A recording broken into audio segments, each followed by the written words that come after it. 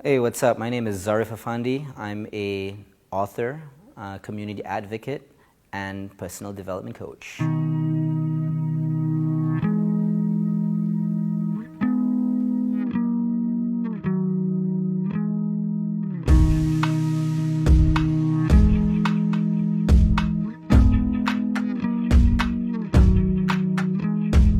So I had to learn things because the world is generally built for people with arms. You're talking from switches to combs, right?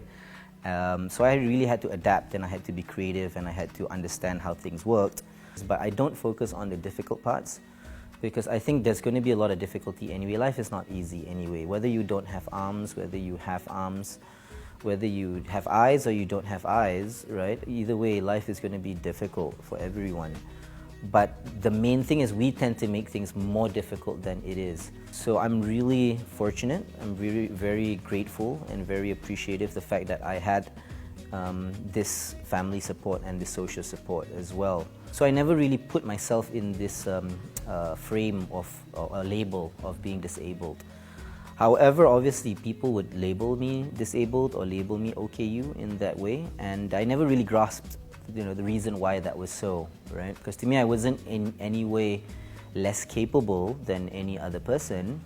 It was not that I wasn't capable, but I was just doing things differently. My first big challenge, I remember when I was in primary school before, when my mom registered me for Standard 1, and I got rejected. I actually got rejected from my Standard 1 school in Sekolah Rendah Jalan Geni 2, but I didn't take that rejection lying down. I actually went and approached the principal. I had a word with him. He was probably taken aback, and then eventually I went to that school. Now that I'm an adult, right, I remembered after I graduated from university, I thought it wouldn't be too difficult for me to get a job, considering the fact that I was extremely active in university.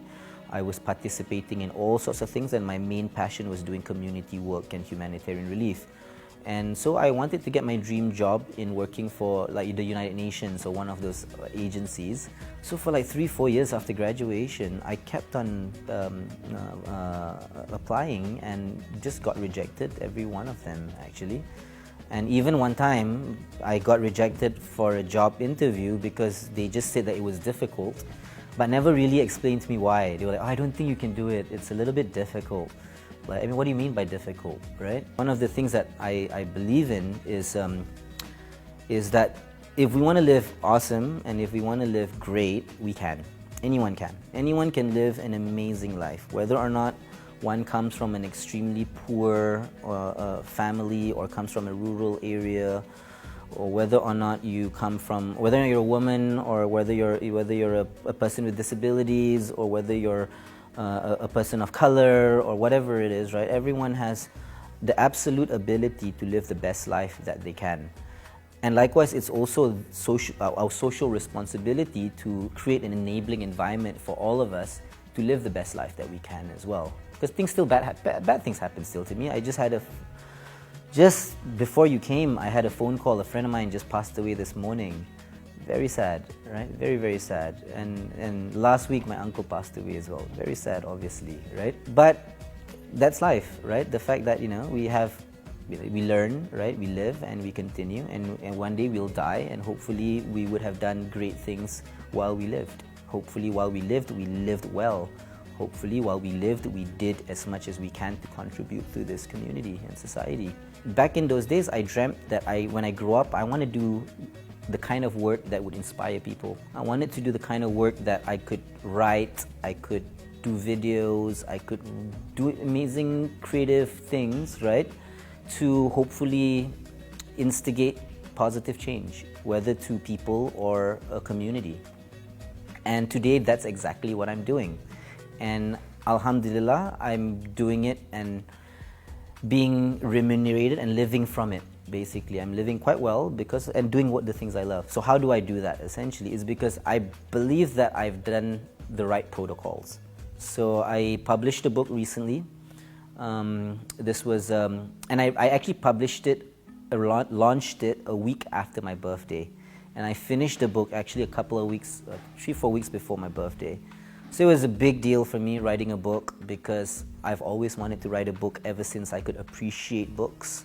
And I always felt like I had a good story to tell and something to tell. And it took many, many, many years to come to that point. And when I really put my head down, I got a good 8-9 months and the book came out. So that was a big thing. And also because I think the book was a big deal for me because it was the next step of things.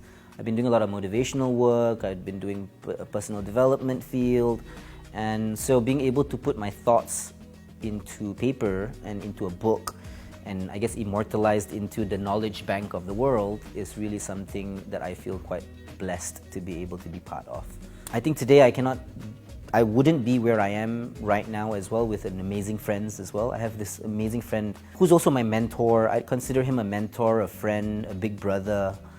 This fellow by the name of Raja Singham, right? He owns BAC College and he was actually instrumental in helping me put together the book. And also currently we're doing a lot of cool stuff together as well.